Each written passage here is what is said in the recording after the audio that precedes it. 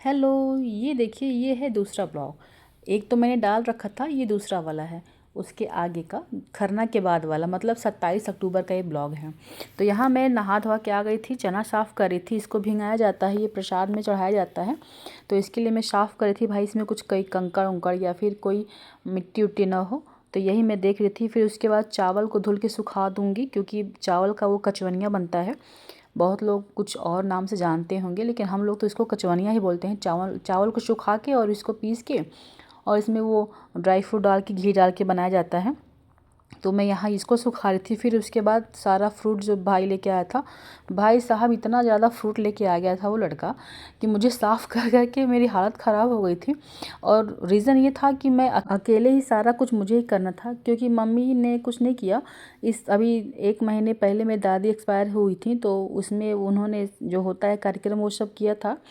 तो इसलिए मम्मी ने नहीं छुआ, सारा कुछ मुझे ही करना पड़ा। और दीदी भी मेरी गई थी, लेकिन 4 बच्चे थे तो दीदी को बच्चों को संभालना था। भाई एक जन पूजा का देख लो, एक जन खाना पीना देख लो, और भाई मम्मी तो कुछ छुएंगी नहीं, क्योंकि वो अपना वो तेरहवीं बिता के आई थी इसलिए। तो सारा कुछ मुझे ही करना था। और मेरा छोटा वाला भाई इतना ज़्यादा फ्रूट लेके आ गया था, कहा कि दीदी इस बार मैं सारा फ्रूट लेके आऊँगा खुद से। उसने सारा फ्रूट लाया था और इतना ज़्यादा ले आया था कि धुल धुल के तो मेरी कमर की बैंड बज गई। वैसे ही मैं कमर से कमज़ोर हूँ। यहाँ मैं धुल धुल के रखी थी, और एक धुली थी एक गिर रहा था, एक धुली थी एक गिर रहा था। हम क्या, नेक्स्ट टाइम से इतना फ्रूट मत लाना, थोड़ा बहुत ही लाना।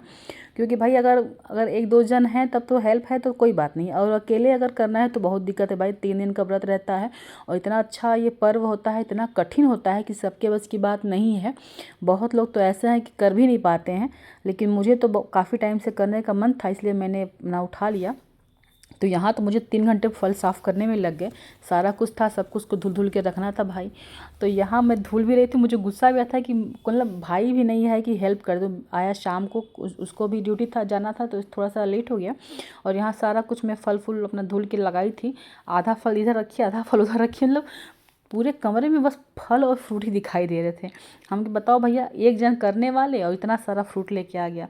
तो हंस रहा था, दीदी मैं नेक्स्ट टाइम भी ऐसे ही लाऊंगा। हम कहा अच्छा ले आना, तो तुमको मैं बताऊंगी। और फिर यहाँ मैं अपना सूप और जो दौरी होता है उसको मैं कलर कर रही थी। वो होता है, कलर किया जाता है।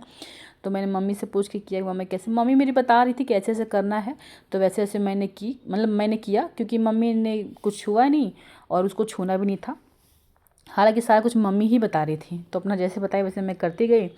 और मतलब बहुत ही अच्छे से पूजा संपन्न हो गई, और बिना कोई दिक्कत का। कभी कभी होता है ना कि अकेले बहुत ज़्यादा उलझन हो जाती है कि कैसे क्या करना है, लेकिन बहुत अच्छे से पूजा मतलब माता रानी का हुआ। और यहाँ मैं गुड़ का जो बनता है ठेकुआ, उसकी तैयारी कर रही थी। ये चूल्हे पे बनता है, तो मैं उसका आटा लगा रही थी, क्योंकि ये भी मुझे ही बनाना था प्रसाद। जो ये सूप में चढ़ता है, मतलब सूप जो होती है हम लोग लेके जो सूप पानी में जाते हैं ना, उसका ये प्रसाद बनता है। तो ये चूल्हे पे बनता है। और भाई साहब सही में हकीकत, ये मैं फ़र्स्ट टाइम चूल्हा जलाई हूँ। मुझे चूल्हा जलाने का मतलब कोई आइडिया ही नहीं है, क्योंकि मैंने कभी गांव में गई भी नहीं हूँ ना, मुझे कोई आइडिया है कि चूल्हा कैसे जलाते हैं।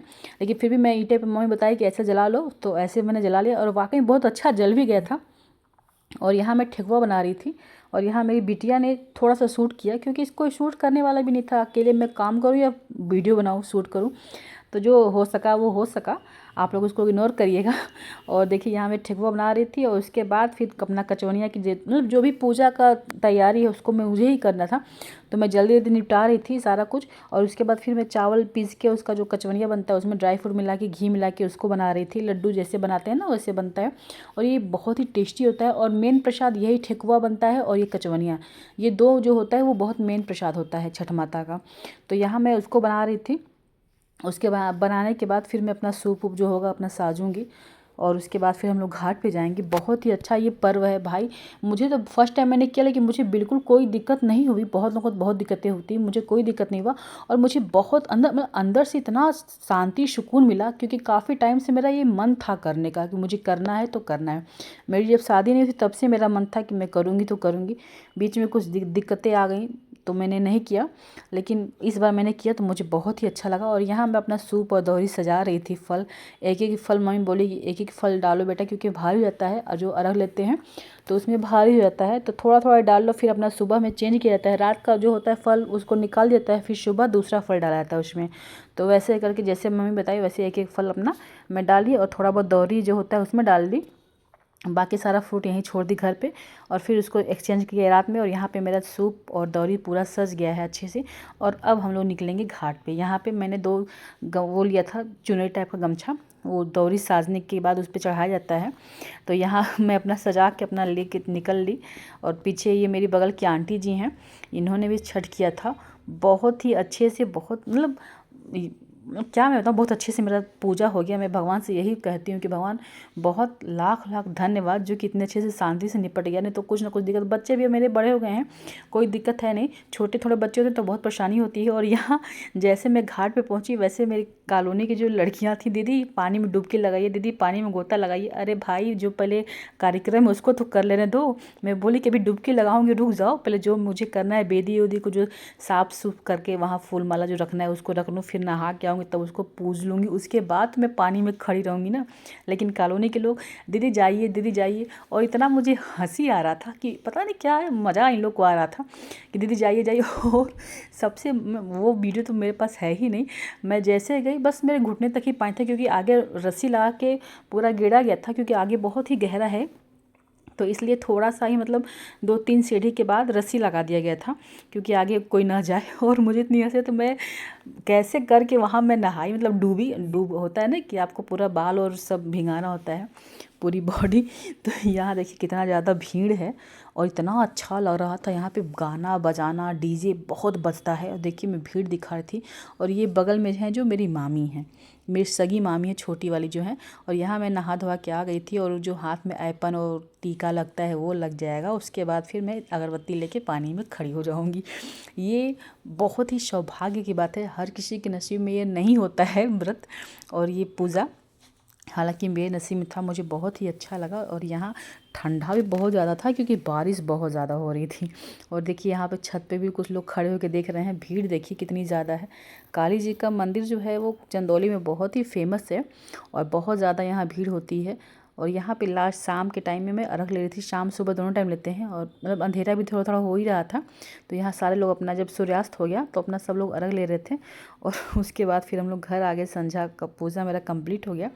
यहाँ घर पे हम लोग जा रहे हैं। यहाँ बगल में मेरी मामी है और ये मेरी बिहू रानी है, वो भी दूसरी वाली भी मामी है। सब लोग अपना आया और पूजा संपन्न बहुत अच्छे से किया। और उसके बाद फिर सुबह हो गई। सुबह का बस लास्ट था, ये था कि भाई सुबह भी अच्छे से हो जाए, कोई बिना विघ्न पड़े। तो यहाँ देखिए मैं सुबह भी निकल रही थी। हम लोग के तीसरे फ्लोर पे सब पूजा की तैयारी थी, नीचे ऊपर करना था। डर भी लग रहा था कहीं मैं गिर न जाऊँ। एक हाथ में कैमरा और दूसरे हाथ में कलश लोटे का, लेकिन माता रानी बहुत अच्छे से निपट गया। और यहाँ पे देखिए ये सुबह का है, पूरा मैंने बेदी को अच्छे से सजा दिया था घी का दिया लगा के। और सुबह में पूरब साइड में करते हैं और शाम में पश्चिम साइड में करते हैं। तो ये पूरब साइड में मैंने किया हुआ है। और फिर डुबकी लगा के अपना जल में मैं खड़ी हो गई थी। बहुत ठंडी लग रही थी क्योंकि सुबह का टाइम था, बारिश बहुत तेज़ हुई थी रात में हम लोग के यहाँ। ठंडी बहुत पूरा कम मतलब कपकपी सी हो गई थी। और उसके बाद यहाँ भी मैंने अरवा ले लिया था सुबह में। उसके बाद हम लोग यहाँ सिंदूर लगाते हैं, एक दूसरे को सिंदूर लगा के खोइंछा भरते हैं, मांग भरते हैं। तो वही कार्यक्रम लास्ट में चल रहा था। और मेरी पूजा बहुत अच्छे से विधि विधान से हो गई, बिना कोई दिक्कत की परेशानी के। और यहाँ मैं भी सबको सिंदूर लगाई थी। और उसके बाद भैया सफ़र ख़त्म हो गया और हम लोग वापसी अपना कर रहे हैं। मेरी बिटिया लोग ऊपर बैठी हुई हैं, क्योंकि जाते वक्त तो नीचे का सीट मुझे मिल गया था, लेकिन आते वक्त ऊपर वाला सीट मिला था। दोनों बच्चों को मैंने ऊपर बैठा दिया और एक साइड में मैं बैठ गई थी। 2 सीट ही मैंने कराया था और दोनों ऊपर का ही मिल गया था। और फिर फाइनली हम लोग आ गए अपने लखनऊ, जहाँ से गए थे वहीं वापस आ गए। रात यहाँ भी हो गई थी और इतना ज़्यादा भीड़ भाड़ शोर शराबा कि कह दी। यहाँ पे चिड़िया भी बहुत ज़्यादा इस पेड़ में बैठी थी, चक चक चक चक खूब आवाज़ आ रही थी। और रात में हमारा लखनऊ तो इतना सुंदर लगता है, इतना सजा हुआ लगता है कि रात में यहाँ निकलने के बाद अलग ही सुकून मिलता है।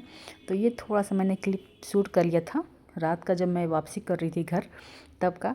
तो भैया पूजा पाठ निपट गया। आई होप आप लोग को वीडियो अच्छा लगा हो तो प्लीज़ लाइक शेयर करिएगा। और कौन कौन इस जगह को पहचानता है वो कमेंट भी कर सकता है कि ये कौन सी जगह, जो लखनऊ में है उसको तो पता ही होगा कि ये कौन सी जगह है। तो प्लीज़ कमेंट करिएगा आप लोग, ताकि मैं भी जान जाऊँ कि किसी से पता है।